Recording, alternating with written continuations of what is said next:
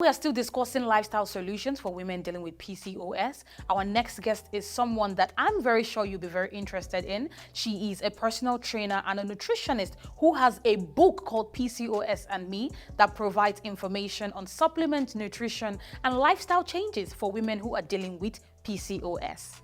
So first of all, one of the big things to note with PCOS is not every woman with PCOS is overweight, right? Not every woman with PCOS is going to gain weight. There are people with PCOS that don't gain weight, but they have every other symptom, right? So that's first one of the biggest things. I can't work out 6 days a week anymore. And it's not because my body can't take it, is that there's a hormone called your cortisol hormone, right? Which is your stress hormone. And when you have PCOS, it is a much bigger thing than most people realize, right? But the more elevated that hormone is, the more counterproductive every single effort of yours is going to be. So now I do work out 5 times a week, but I don't lift or do like high intensity the entire 5 times. What is it that women who have PCOS can do when it comes to nutrition? Is carbs the enemy? Are there certain things in their diet that they should look out for that might heighten the symptoms of PCOS? What are some of the advice that you can give for women when it comes to nutrition and managing their PCOS symptoms?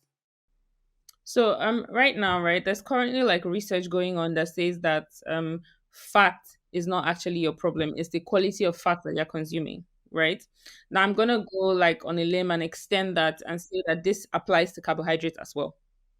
And it applies to women with PCOS. The problem is not directly carbohydrates, it's the quality of carbohydrates and the quantity. What you need to do when it comes to PCOS is understand that everything needs to be sustainable. You cannot choose something that you don't see yourself doing for the next 5 years.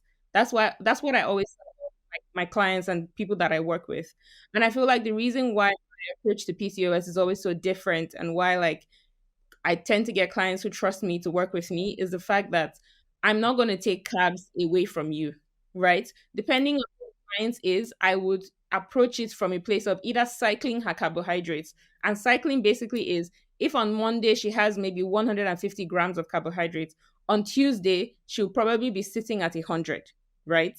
And then I would play with that in between and see where she's at and what her body feels like, which is why I always say that if you come to me to work with me as a client, I don't do 1 month. Like I don't have a 1 month program in my I don't have it because this is real life. And if I say 1 month, I'm gonna be a liar because I need to test out a few different things because the plans are so personalized and you need to figure out what works for you as a woman and as an individual who has PCOS.